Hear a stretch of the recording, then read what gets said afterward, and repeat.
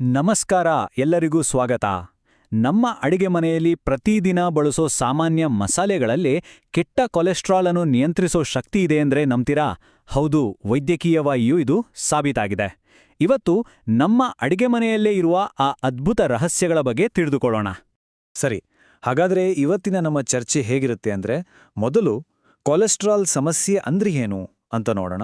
ಆಮೇಲೆ ನಮ್ಮ ಅಡುಗೆ ಮನೆಯೇ ಒಂದು ಔಷಧಾಲಯ ಅನ್ನೋದನ್ನ ಅರ್ಥ ಮಾಡ್ಕೊಳ್ಳೋಣ.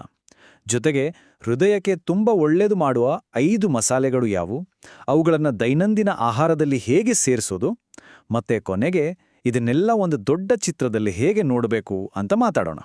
ಮೊದಲಿಗೆ ಈ ಕೊಲೆಸ್ಟ್ರಾಲ್ ಸಮಸ್ಯೆ ಅಂದ್ರೆ ಏನು, ಯಾಕಿದೋ ನಮ್ಮ ಹೃದಯದ ಆರೋಗ್ಯಕ್ಕೆ ಒಂದು ರೀತಿ ಸೈಲೆಂಟ್ ಥ್ರೆಟ್ ಅಥವಾ ಮೂಕ ಅಪಾಯ ಅಂತಾರೆ. ಅದನ್ನ ಅರ್ಥ ಮಾಡ್ಕೊಳ್ಳೋದು ತುಂಬಾನೇ ಮುಖ್ಯ. ಹಾಗಾದ್ರೆ ಎಲ್ರೂ ಹೇಳೋ ಹಾಗೆ ಈ ಕೊಲೆಸ್ಟ್ರಾಲ್ ನಿಜವಾಗ್ಲೂ ಅಷ್ಟೊಂದು ಚಿಂತೆ ಮಾಡಬೇಕಾದ ವಿಷಯನ? ಯಾಕೆ? ಇದರ ಹಿಂದಿರೋ ವಿಲನ್ ಯಾರು ಗೊತ್ತಾ? LDL ಅಂದ್ರೆ ಲೋ ಡೆನ್ಸಿಟಿ ಲಿಪೋಪ್ರೋಟೀನ್. ಸಾಮಾನ್ಯವಾಗಿ ಇದನ್ನ ಕೆಟ್ಟ ಕೊಲೆಸ್ಟ್ರಾಲ್ ಅಂತಾನೆ ಕರೆಯೋದು. ಯಾಕಂದ್ರೆ ಇದರ ಪ್ರಮಾಣ ಜಾಸ್ತಿ ಆದಾಗ ಅದು ನಮ್ಮ ರಕ್ತನಾಳಗಳ ಒಳಗಡೆ ಒಂದು ಜಿಡ್ಡಿನ ಪದರದ ಥರ ಅಂಟುಕೊಳ್ಳುತ್ತೆ. ಇದರಿಂದ ರಕ್ತ ಸಂಚಾರಕ್ಕೆ ದಾರಿಯೇ ಕಿರಿದಾಗಿ ರಕ್ತದ ಹರಿವಿಗೆ ಅಡ್ಡಿಯಾಗುತ್ತೆ. ಹೀಗೆ ನಿಯಂತ್ರಣದಲ್ಲೇ ಇಲ್ಲದ ಈ ಕೆಟ್ಟ ಕೊಲೆಸ್ಟ್ರಾಲ್ ಹೃದ್ರೋಗ ಅಂದ್ರೆ ಹಾರ್ಟ್ ಅಟ್ಯಾಕ್, ಪಾರ್ಶ್ವವಾಯು ಅಂದ್ರೆ ಸ್ಟ್ರೋಕ್ ಮತ್ತು ಬೇರೆ ಬೇರೆ ಗಂಭೀರ ಹೃದಯ ಸಂಬಂಧಿ ಕಾಯಿಲೆಗಳಿಗೆ ನೇರವಾದ ಕಾರಣವಾಗಬಹುದು. ಸರಿ, ಸಮಸ್ಯೆಯ ಬಗ್ಗೆ ಗೊತ್ತಾಯಿತು. ಈಗ ಪರಿಹಾರದ ಕಡೆಗೆ ಗಮನ ಹರಿಸೋಣ. ಆ ಪರಿಹಾರ ನಮ್ಮ ಅಡಿಗೆ ಮನೆಯಲ್ಲೇ, ನಮ್ಮ ಮಸಾಲೆ ಡಬ್ಬದಲ್ಲೇ ಇದೆ. ನೋಡಿ, ಈ ನೈಸರ್ಗಿಕ ವಿಧಾನಗಳನ್ನ ನಾವು ಅಳವಡಿಸ್ಕೊಳ್ಳೋದ್ರಿಂದ ಆಗೋ ಪ್ರಯೋಜನ ಬರೀ ಕೊಲೆಸ್ಟ್ರಾಲ್ ಕಂಟ್ರೋಲ್ಗೆ ಮಾತ್ರ ಸೀಮಿತವಾಗಿಲ್ಲ. ಇದು ಆರೋಗ್ಯಕರ ಜೀವನ ಶೈಲಿಯ ಒಂದು ಭಾಗ. ಉದಾಹರಣೆಗೆ ಹೇಳೋದಾದ್ರೆ, ಇದು ನಮ್ಮ ಜೀರ್ಣಶಕ್ತಿಯನ್ನ ಹೆಚ್ಚಿಸುತ್ತೆ, ದೇಹದಲ್ಲಿರೋ ಇನ್ಫ್ಲಮೇಷನ್ ಅಂದ್ರೆ ಉರಿಯೂತವನ್ನ ಕಡಿಮೆ ಮಾಡುತ್ತೆ ಮತ್ತು ನಮ್ಮ ರೋಗನಿರೋಧಕ ಶಕ್ತಿಯನ್ನ ಬಲಪಡಿಸೋಕೂ ಸಹಾಯ ಮಾಡುತ್ತೆ. ಒಂಥರ ಒಂದು ಕಲ್ಲಿಗೆ ಹಲವು ಹಣ್ಣುಗಳು. ಈಗ ನಾವು ಈ ವಿವರಣೆಯ ಅತೀ ಮುಖ್ಯ ಭಾಗಕ್ಕೆ ಬಂದಿದ್ದೀವಿ. ನಮ್ಮ ಇವತ್ತಿನ ಕಥೆಯ ಹೀರೋಗಳು ಅಂದ್ರೆ ಹೃದಯದ ಆರೋಗ್ಯಕ್ಕೆ ಸ್ನೇಹಿತರಾಗಿರೋ ಆ 5 ಅದ್ಭುತ ಮಸಾಲೆಗಳು ಯಾವುವು ಅಂತ ನೋಡೋಣ. ನಮ್ಮ ಲಿಸ್ಟಲ್ಲಿ ಮೊದಲನೆಯದು ಬೆಳ್ಳುಳ್ಳಿ. ಇದು ಯಾರಿಗ್ ತಾನೇ ಗೊತ್ತಿಲ್ಲ ಹೇಳಿ?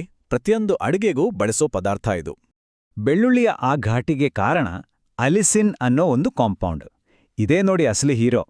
ಇದು ನಮ್ಮ ಲಿವರ್ನಲ್ಲಿ ಕೊಲೆಸ್ಟ್ರಾಲ್ ಜಾಸ್ತಿ ಉತ್ಪತ್ತಿ ಆಗದ ಹಾಗೆ ನೋಡ್ಕೊಳ್ಳುತ್ತೆ.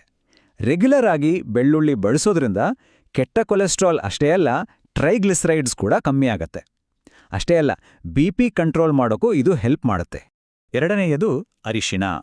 ನಮ್ಮ ಭಾರತೀಯ ಅಡುಗೆಯಲ್ಲಿ ಅರಿಶಿಣ ಇಲ್ಲದೆ ಅಡುಗೆನೇ ಇಲ್ಲ ಅನ್ನಬಹುದು. ಇದರ ಅದ್ಭುತ ಗುಣಗಳಿಗೆ ಕಾರಣ ಕರ್ಕ್ಯುಮಿನ್. ಕರ್ಕ್ಯುಮಿನ್ ಇದೆಯಲ್ಲ, ಇದೊಂದು ತುಂಬಾನೇ ಪವರ್ಫುಲ್ ಆಂಟಿಆಕ್ಸಿಡೆಂಟ್. ಇದು ಕೆಟ್ಟ ಕೊಲೆಸ್ಟ್ರಾಲ್ ಆಕ್ಸಿಡೈಸ್ ಆಗೋದನ್ನ ತಡೆಯುತ್ತೆ. ಇದರಿಂದ ರಕ್ತನಾಳಗಳಲ್ಲಿ ಪ್ಲೇಕ್ ಕಟ್ಕೊಳ್ಳೋದು ಕಡಿಮೆ ಆಗುತ್ತೆ. ಹಾಗಾಗಿ ಇದು ಹೃದಯದ ಆರೋಗ್ಯಕ್ಕೆ ತುಂಬಾನೇ ಒಳ್ಳೆಯದು. ನಮ್ಮ 3ನೇ ಮಸಾಲೆ ದಾಲ್ಚಿನ್ನಿ ಅಥವಾ ಚಕ್ಕೆ. ಇದರ ಸುವಾಸನೆ ಅಂದ್ರೆ ಎಲ್ಲರಿಗೂ ಇಷ್ಟ. ಆದ್ರೆ ಇದು ಬರೀ ಸುವಾಸನೆಗೆ ಮಾತ್ರ ಸೀಮಿತವಲ್ಲ.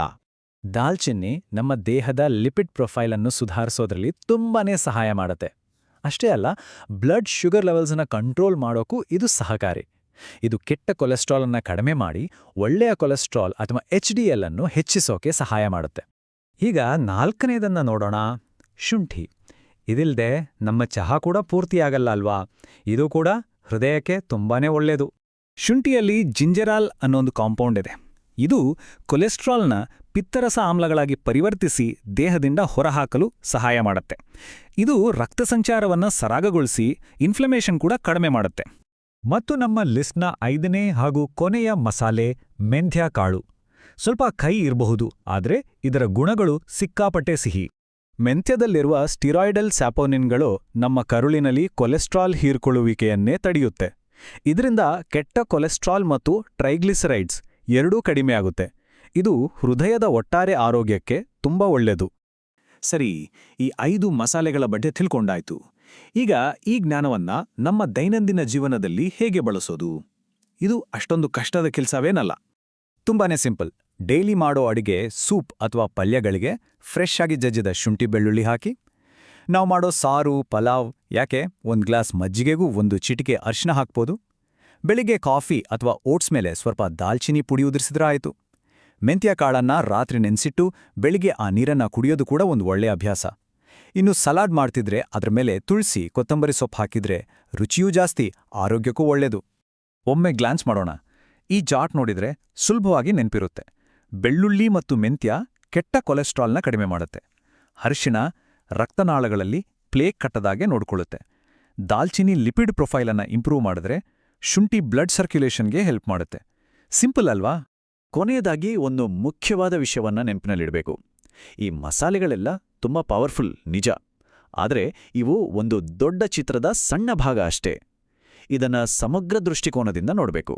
ಇವೆಲ್ಲ ಸರಿ, ಆದರೆ ಒಂದು ವಿಷಯ ಮಾತ್ರ ಯಾವತ್ತೂ ಮರಿಬಾರ್ದು.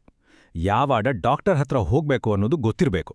ಬ್ಲಡ್ ರಿಪೋರ್ಟ್ಸ್ನಲ್ಲಿ LDL ಲೆವೆಲ್ ಸತತವಾಗಿ ಜಾಸ್ತಿ ಬರ್ತಿದ್ರೆ, ಅಥವಾ ಕಾರಣ ಗೊತ್ತಿಲ್ಲದೆ ಎದೆನೋವು ಬರ್ತಿದ್ರೆ, ಫ್ಯಾಮಿಲಿ ಹಿಸ್ಟ್ರಿ ಇದ್ರೆ, ಅಥವಾ ಸುಮ್ಸುಮ್ನೆ ಸುಸ್ತಾಗೋದು, ಉಸಿರಾಟಕ್ಕೆ ತೊಂದರೆ ಆಗೋದು, ಈ ತರಹ ಯಾವುದೇ ಲಕ್ಷಣಗಳು ಕಂಡ್ರೂ ತಕ್ಷಣವೇ ವೈದ್ಯರನ್ನ ಭೇಟಿ ಮಾಡೋದು ತುಂಬಾನೇ ಮುಖ್ಯ. ಇದನ್ನ ನಿರ್ಲಕ್ಷ್ಯ ಮಾಡೋ ಹಾಗೆ ಇಲ್ಲ. ಸೊ ಕೊನೆಗೆ ಹೇಳೋದಿಷ್ಟೇ, ನಮ್ಮ ಹೃದಯವನ್ನ ಆರೋಗ್ಯವಾಗಿಡೋ ಪಯಣ ಅಷ್ಟೊಂದು ಕಷ್ಟವೇನಲ್ಲ. ಅದಕ್ಕೆ ದೊಡ್ಡ ದೊಡ್ಡ ಬದಲಾವಣೆಗಳೇ ಬೇಕಂತನೂ ಇಲ್ಲ. ನಾವು ತಿನ್ನೋ ಮುಂದಿನ ಊಟದಿಂದಲೇ ಆ ಪಯಣ ಶುರುವಾಗ್ಬರೋದು. ನಮ್ಮ ಅಡುಗೆ ಮನೆಯಲ್ಲೇ ಇರೋ ಈ ಅದ್ಭುತ ಮಸಾಲೆಗಳನ್ನ ನಮ್ಮ ಊಟದಲ್ಲಿ ಸೇರಿಸ್ಕೊಂಡ್ರೆ ಒಂದು ಆರೋಗ್ಯಕರ ಬದಲಾವಣೆಗೆ ನಾವೇ ಮುನ್ನುಡಿ ಬರೆದ ಹಾಗೆ ಅಲ್ವಾ?